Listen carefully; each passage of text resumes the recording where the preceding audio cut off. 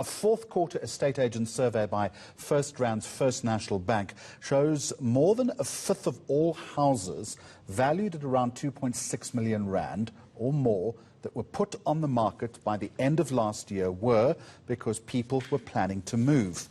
And says tax and advisory services firm Mazars, for every high net worth person who emigrates, an average of 1.2 million rand in income tax disappears from the system.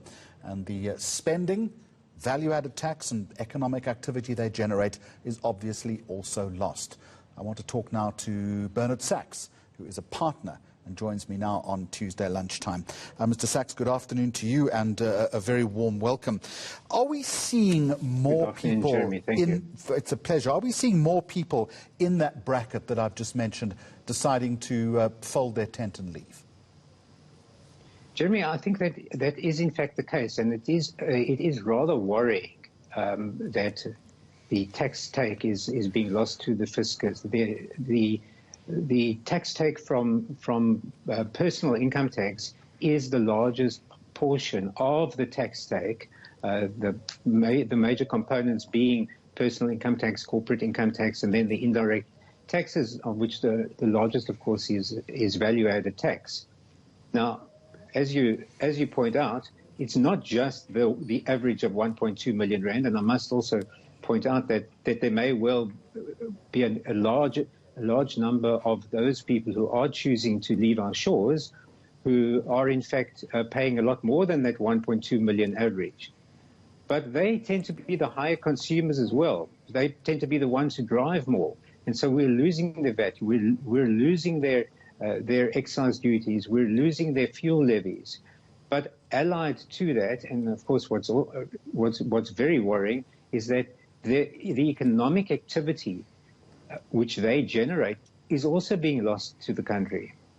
So the spending that they do creates or maintains jobs. And with that being lost, we're going to find the economy that's already stuttering, getting further and further behind. In addition, it's quite possible that some of those who choose to emigrate may in fact have businesses that are mobile, and they can take their businesses with them, and in which case we would lose the corporate tax as well. Bernard Sachs, it's not just a tax issue. Of course, this group that you're talking to, they form a critical part of the tax base, but it's also the loss of the skills base, which this country could ill afford. Correct, the skills.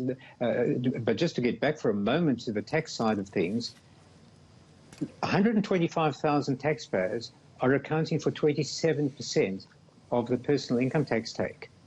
So there is a skewing, and I think a lot of that is a relic related to the the apartheid regime, but it nevertheless exists. And as you rightly point out, the skills that are leading the country are going to be hard to replace.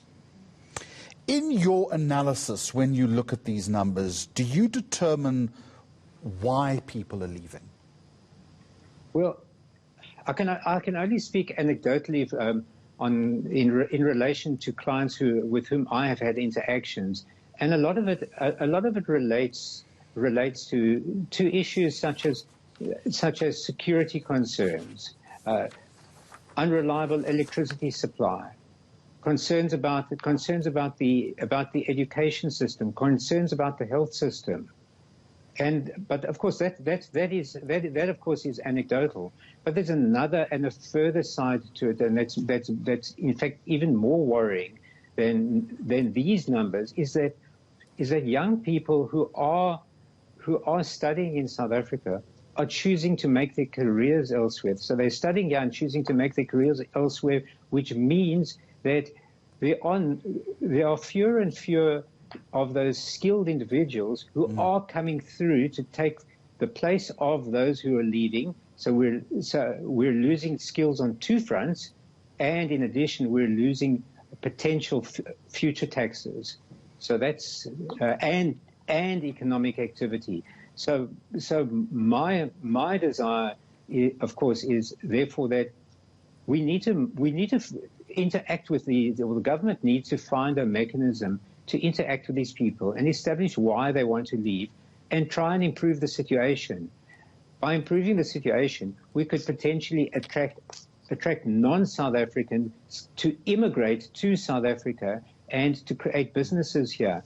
We also have to bear in mind, of course, that we are on the southern tip of Africa, and if we want to attract foreign direct investment, we want to have people to come and set up shop, set up a factory here, set up a call center here, perhaps set up a mine here.